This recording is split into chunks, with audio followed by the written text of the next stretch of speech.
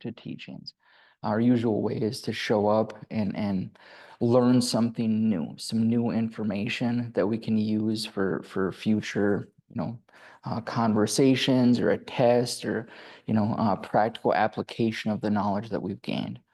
And I remember talking to a couple people in the past about, is it your occurrence, or is it your experience when you show up for a Dharma talk and somebody asks you about what the topic was or what the talk was about, and you're kind of left at a loss for what it was even about, Now I have some memory issues, so I don't know if that was part of it, But I heard this from many people, like, yeah, I don't exactly remember what the talk was about, So it just struck me that the way that we absorb, Dharma talks, or the way that we show up in Dharma talks matters.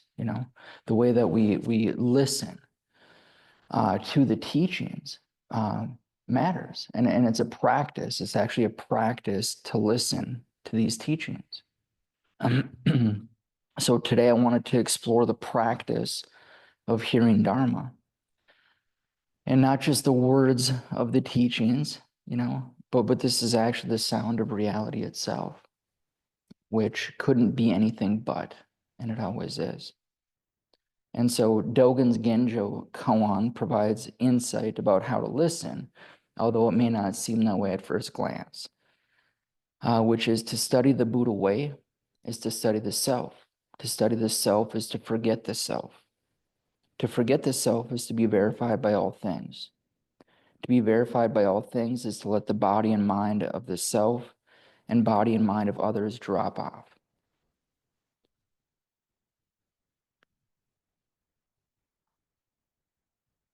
And so we usually show up to talks, even Dharma talks, with preconceived ideas.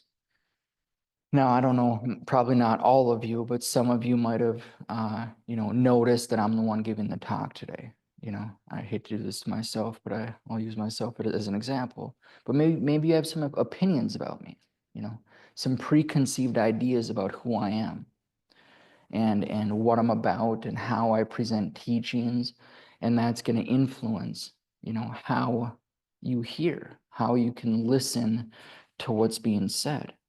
And so we often have backstories about who the speaker is, and we develop these ideas before we even show up to a talk. And oftentimes it either aligns, we're either in favor, we like the person or the speaker or the situation that's being presented, or we don't. And this starts happening even before we start listening to a talk. And so we might have, and this isn't just a talk, this is, I think we all do this to some extent. We have ideas about who somebody is, even before we might talk to them. I hate to bring this up, but I know that in today's, especially like political landscape, we often hear things and then we generate ideas about whole groups of people we've never even met, and we can fall into this trap of getting the idea of something when we don't really know what it is or who somebody is. But we have backstories, not only about who the speaker is, but we have backstories about what our relationship is to that person, So there's this whole thing that happens, and there's much more to this than I can even explain right now, but I think you probably get the gist of what I'm saying. So the insight here that is being pointed out in this Genjo koan passage is that this clinging of self and other hinders our ability to actually hear directly what's being said, and so it's this dropping off of body and mind that I think is an important teaching for hearing Dharma. And I did find an essay by Shohaku Okamura, modern day Zen teacher. He's written several books. He put it beautifully, I think, when he said the following.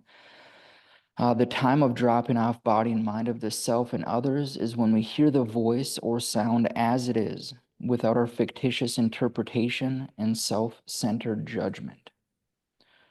So again, we often filter everything, basically, through our interpretations, our judgments, our prior knowledge about what things are. We have our models of the world. And so we develop this idea or bias, so it prevents us from actually hearing what's being said. And keep in mind, and I'll bring this up again, it isn't the words themselves, it isn't the content of the words, but it's the sound of just this, the sound of now, the sound of here and now. And so this dropping off of body and mind is to see the illusory nature of things, both self and other. And I was very confused about this phrase, dropping off body and mind. I heard that many, many times, prior to actually starting to understand what that was pointing to. And typical Dogen fashion, he says something that's kind of jarring and doesn't make a whole lot of sense, actually.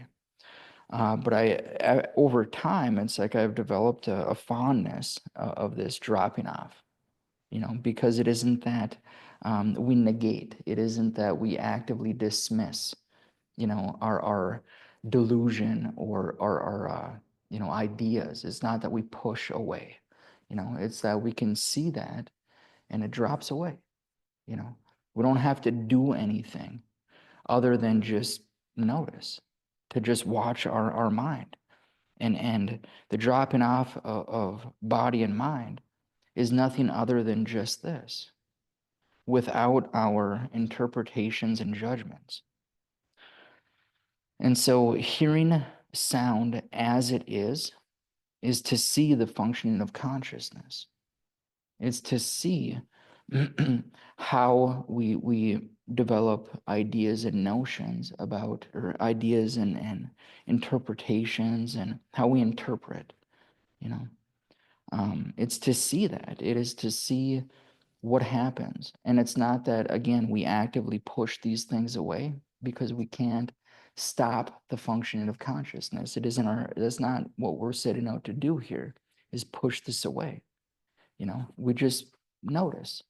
We just watch our mind, and we listen. We hear. And it isn't we, or it isn't I, but it's just this now, here and now.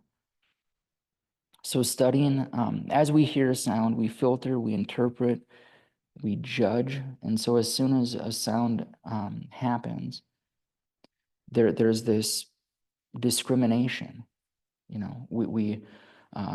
The airplane, we can hear the airplane, and the airplane is separate. We set it apart from everything else.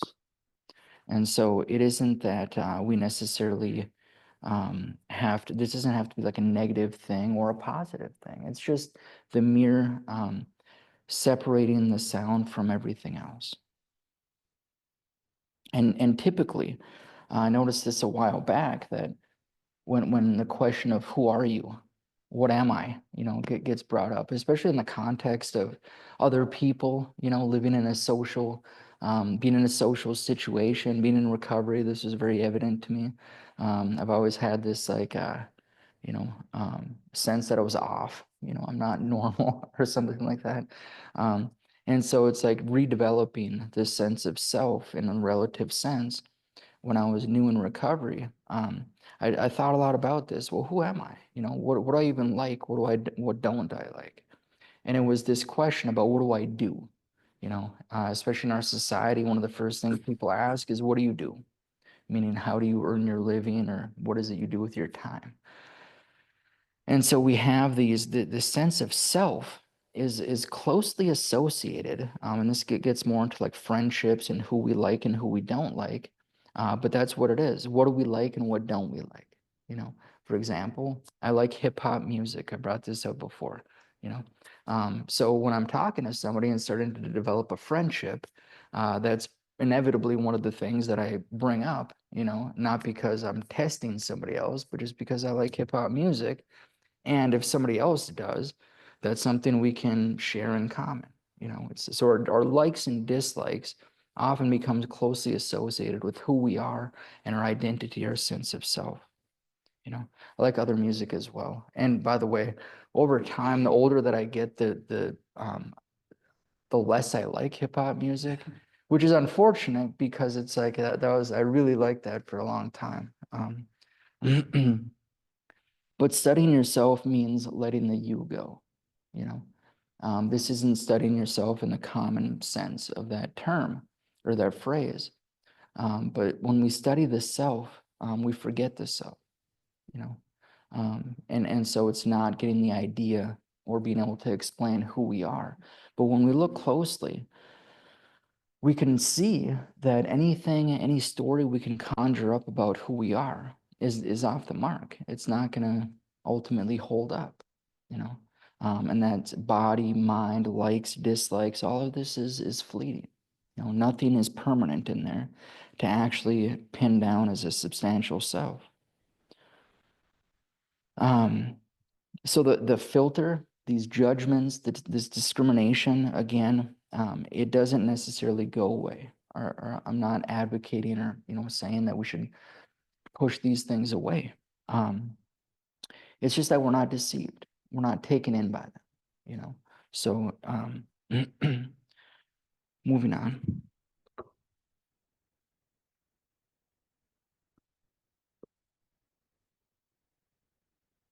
Hearing the sound as it is not some kind of mystical way of hearing things, but we let go of our thinking, feeling, emotion, etc., caused by contact with objects, moment by moment. We refrain from making concepts about the objects and taking actions based on them. This habit of discrimination not only shapes how we hear, but it also drives a cycle of craving and aversion. And so I'm pulling from this Okamura essay that I found, Intimate Hearing, at certain points here. But he's bringing out the teaching of the five skandhas, the five aggregates, which, by the way, I was confused about. I was thinking that aggregates and skandhas were something different, and it turns out that, correct me if I'm wrong, anybody, but skandhas is like the a different language version, and then aggregates is like translated into English. And here I was confused about this, like what the heck is an aggregate? And because they got used so closely in relation to each other, and it turns out they were like Okamura was switching back and forth between skandha and aggregate, which was like confusing to me. So the five aggregates, there's form, which often here at Dharma Field this is conveyed matter, These five skandhas basically make up our sense of self, our who we are, who we think we are. And this would encapsulate all of our experience, basically. So there's form, matter. This is body, the physical. In the context of this talk, it would be sound, you know. And I did ask a question about this, and I think form probably better captures what this, sound, because if you say matter to sound doesn't,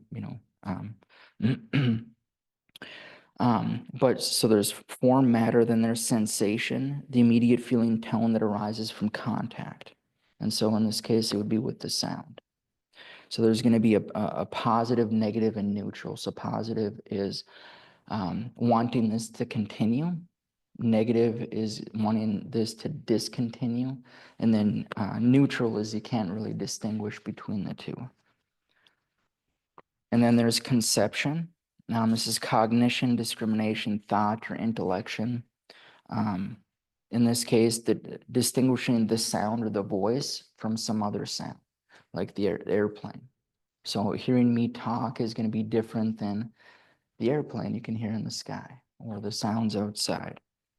So it's that cognition or that discrimination, anything with a defining skin around it.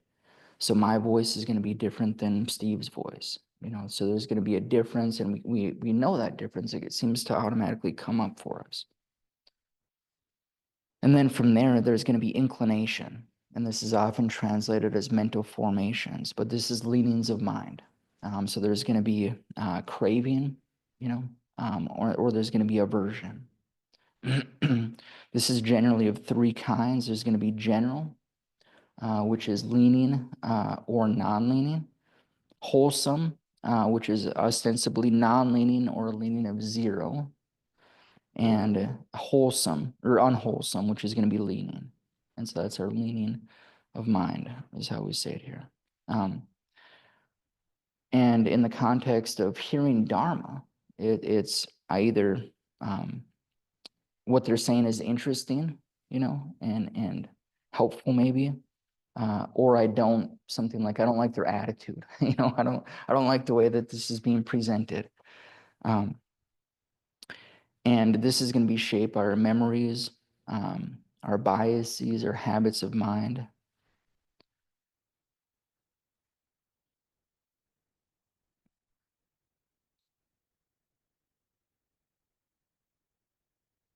And perception, which is often translated as consciousness, is the fifth one here. And this is awareness, pure awareness. Translated as consciousness, I'm not going to get into this too much, but it kind of muddies the water a little bit, I think. So perception involves wholeness of the whole. The mind is switched on, and therefore all the others. And not the mind with a capital M. So our practice is to resume the practice of awareness when we hear Dharma teachings. In this way, we can refrain from making concepts about the objects of mind and taking actions based on them. And so Dharma teachings can help turn our mind to here and now. So these teachings are basically that's how they're helpful. They point us to here and now. They point us to just this very moment here and now, nothing separate. And so this turning words, I don't know if any of you have heard that before. It's always struck me. I think I heard Bev Forsman bring this up a long time ago, and ever since I heard it, it stuck with me. And it's sort of like that word or that phrase or that moment when the Dharma teaching hits you, and everything I say is going to be off the mark. It's not you, but it's just, it points directly to here and now. You're ready to hear it. It's the bamboo, it's the pebble hitting the bamboo pole. It's that moment that brings you to right here, right now. And at that moment, we can clearly see it's not in the words that were being said.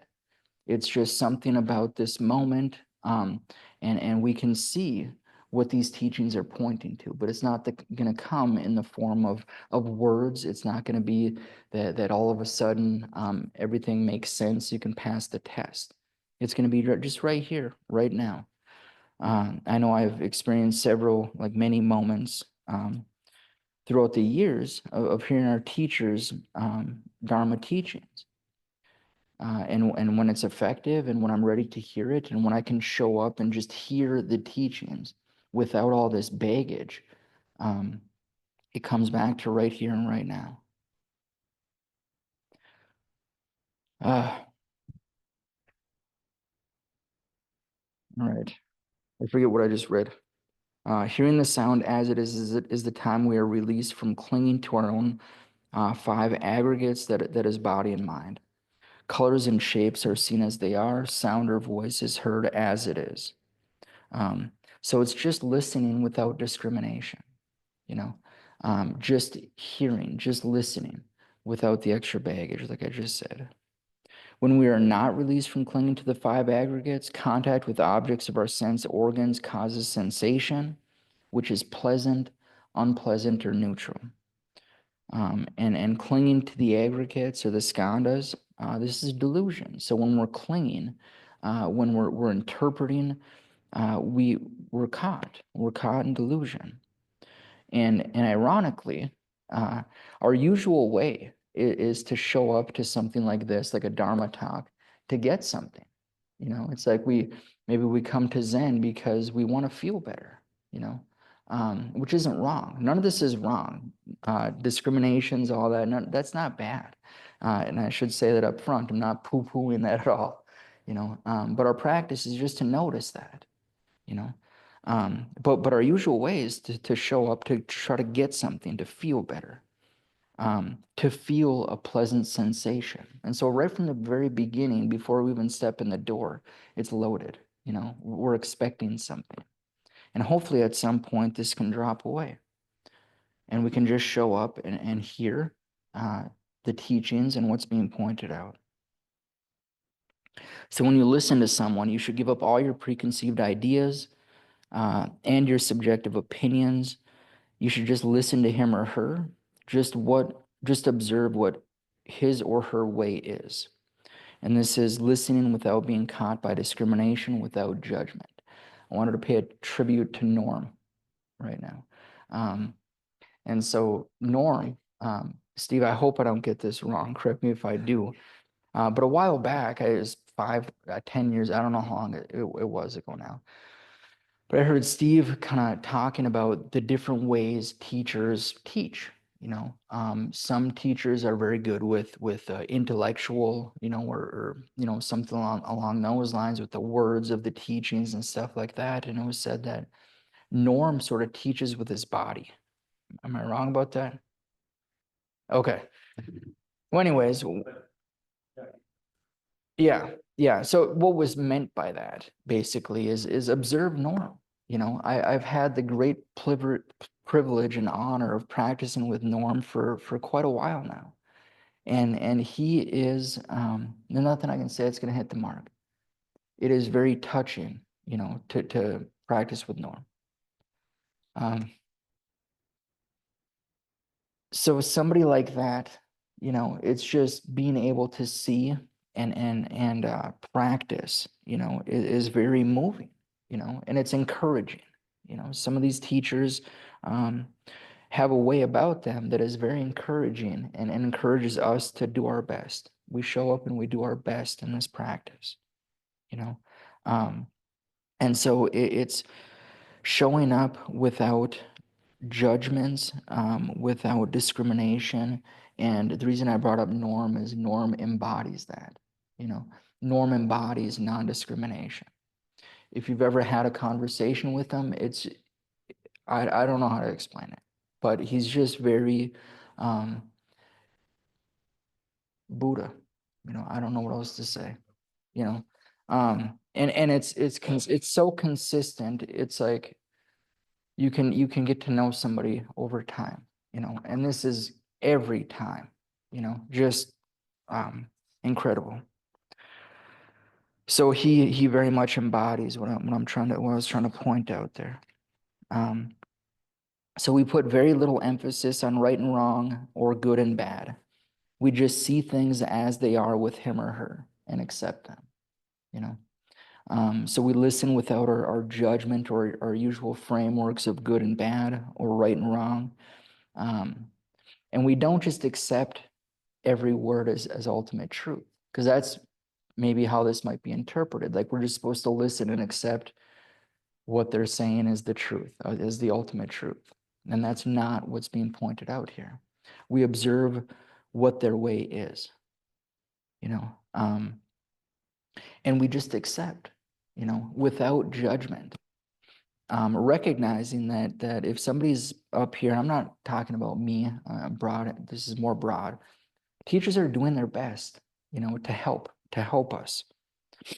All right, I got to hurry up here. So this is how we communicate with each other. Usually when you listen to some statement, you hear it as a kind of echo of yourself. You're actually listening to your own opinion. If it agrees with your opinion, you may accept it. But if it does not, you will reject it, or you may not even really hear it. This is one danger when you listen to somebody. So our usual way is to agree or disagree based on our own ideas and beliefs, likes and dislikes. Our internal dialogue often clouds what the teacher is actually pointing to. recognizing, hopefully, that the teachings always are pointing to here and now. And the teachings, I like the way that this has been put when I've heard it at Dharma Field here. The teachings can be either helpful or maybe not helpful, you know. And I like the way that's worded because it's a little bit softer, you know, rather than I like or I dislike. That teaching was helpful, or maybe it wasn't so helpful. But then we move on. It's always just this. So the next moment is occurring. It's always here and now.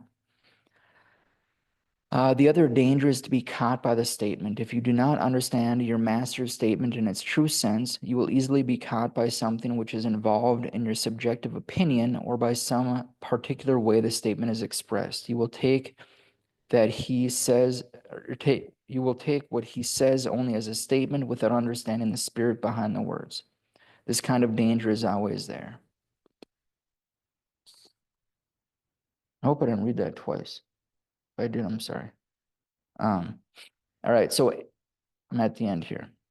So emo and the perfection of wisdom. I found a couple quotes here, which I think are very much part of what I was trying to bring out today. So do not measure Dharma teachings with the yardstick of Buddha or mind. Do not measure with the yardstick of the world of phenomena or the entire world. And this is from Dogen's emo. So the Buddha here is an idealized concept of enlightenment, or maybe an external figure that has this grand attainment. Mind, in this context, is our discriminative thinking. And the yardstick of the phenomena or entire world is our usual discriminating mind of comparison. And so I'm going to read this again, just for clarity. So do not measure Dharma teachings with the yardstick of Buddha or mind. Do not measure it with the yardstick of the world of phenomena or the entire world. Just don't measure it, you know. And so if we're comparing it to some idea that we have about what reality is or what a teacher should be saying or something along those lines, either way you measure it, just recognize that that's off the mark. And lastly here, this is Dogen from The Perfection of Wisdom, The Perfection of Great Wisdom. When you hear the Dharma, do not think of it as something apart from your own mind. The sound of the Dharma is not limited to what is heard through your ears. It is the entire universe manifesting as it is. Questions or comments?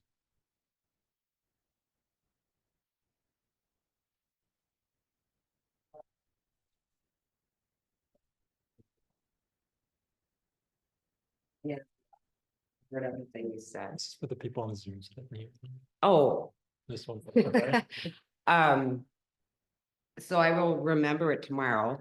So then it becomes part of my past, and tomorrow's my moment. And then in the future, I might remember it too. It might help me guide me in that moment.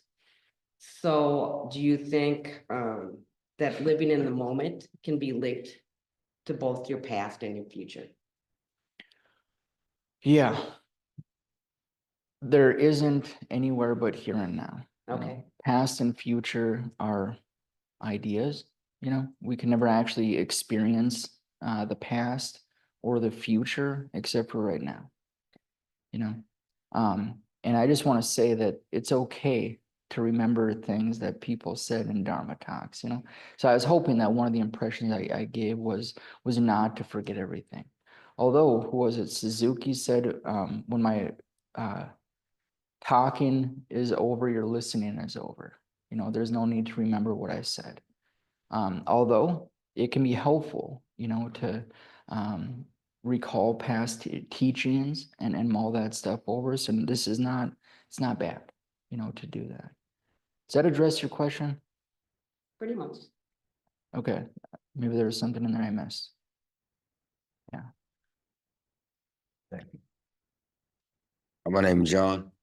I really appreciate your lecture and what you have said, because I agree also with sometimes my memory is not always best.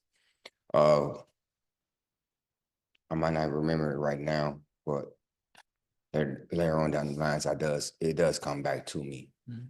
And just like today, I had a memory of my kids, and it was a long time ago, and I forgot about it, and it all done to me today, and then I broke down and cried about it. But it's good to sometimes you can't remember everything. It's not possible to remember everything that you in life. So yes, I won't remember everything that happened today, but guess what? It will come back to me. So that's all I can say about that.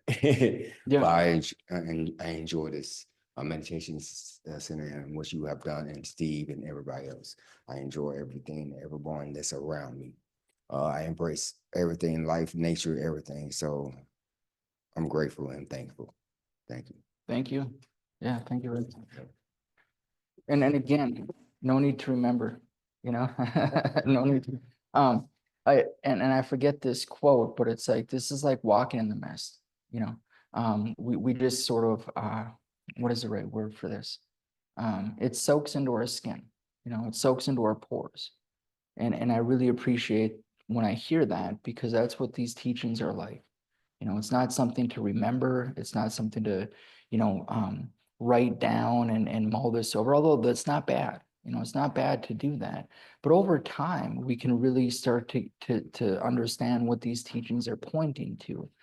And when we start to see that, we recognize that, you know, there's no words or nothing to remember here.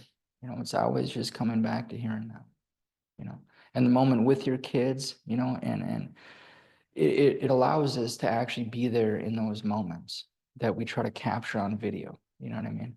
And it's like we gives us the ability to just be with it, you know, and appreciate that. Although there's a little bit of separation there when we do that, but yeah, thank you. Yeah, go ahead. Thanks. In response to the question that was posed just a moment ago, whether or not, Your question again? I'm sorry, Can you repeat yourself? in response to the question that came up a few moments ago regarding the past and present in the current moment, probably taking it a bit further, deeper than is reasonable in a short amount of time, looking at Dogen's being time and Okamura's reflection, Katagiri's reflection on it, that in each moment arising is also made up of the past and the future in a broad, and all moments that have arisen throughout the universe, through in all sentient beings. It's a matter of again getting into the non-duality of duality, saying that a moment, yes, the moment just arises, but since we cannot put our finger exactly on the instant of a moment, rather than seeing it on a linear scale, it is inclusive of all, I should say, the past and future moments as well, which again gets topics of many more Dharma talks to come. Yeah, thank you, Peter. Yeah, so you're talking about Uji, Dogen's being time. Yeah, Yes. very fascinating, fascicle for sure. Yeah, so it's just this. It's here and now, you know, which includes, there's nothing separate. I shouldn't say includes. There's nothing separate from just this, right here, right now. And Dogen's being time, Uji is pointing to exactly that. You know, each moment is whole. You know, it's complete. There's nothing outside of this. There never is. And so when we get into ideas about past and future, you know, it's sort of like, at least for me, it separates the moment. You know, it's like this past moment that was, and longing for that past moment, you know, when it's right here and right now, you know, and it always is, and it's not separate. So the past and the future are not separate from just this. I don't know, just to add to what you were saying, Peter, thank you. Thank you for your wonderful talk, Beau. I like what you said about encouragement. You know, you personally have encouraged my practice, and Dogen also encourages my practice, right? I feel like I don't need to understand Dogen. It's more of like an inspiration for me to sit and study more, and it's different every day. But this dropping off of body and mind, right? It's very helpful in Zazen, in talks, whatever we do. Mm. So I've studied that a little bit, yeah. And the Japanese is Shinjin Datsuraku, right? Shinjin is body and mind, and Datsuraku is often translated as dropping off. But, you know, Shinjin always made sense to me. I didn't know what this Datsuraku was. So recently I got to be with a Japanese Zen nun for a little bit. Mhm. And I asked her, I said, what's Datsuraku all about? And she's like, well, we don't really use that much anymore. But she's looking at the kanji.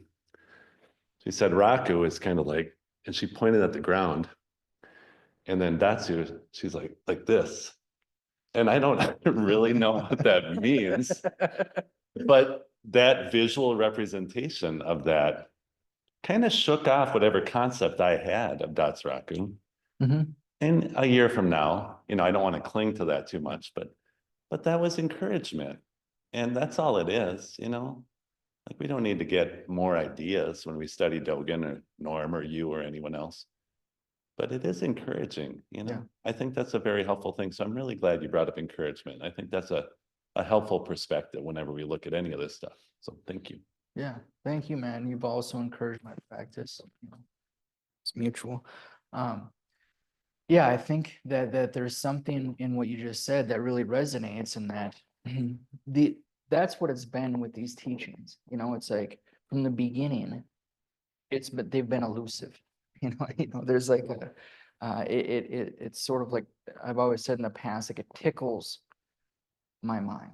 It tickles it where I try to the usual way grasp what's being pointed out, and it's that when I wasn't able to fully grasp the teachings, that was actually very helpful, you know. And I was actually going to bring up the sweet candy in this talk as well, which is like when teachings come across as something that are very easy to get a hold of, very easy to understand and conceptualize and put it into a box. Those are often the least helpful teachings, somebody like Dogen, or Steve Hagen or Matushak or some of these great teachers, like when they express these teachings, it's in a way that cannot be grasped, And I was also going to bring this up as well. Steve Hagen often, when he was teaching his courses, would say that Dharma teachings are like writing on the chalkboard and then going back and erasing what was just written, And so that's what a good teacher will do, try to, if they feel like they handed you anything, that they will try to take that back and like not have you hold on to anything when you leave. And back to what I was saying about not remembering what what a Dharma talk was about. I think that's what it is, is like if we're walking away with something tangible we think is tangible in our mind, there might be a little bit of misunderstanding there. Not always. But yeah, it's the encouragement. It's the encouragement in practicing with others and in reading, hearing the teachings. Very helpful. Yeah. Thank you. Anything else? Thank you.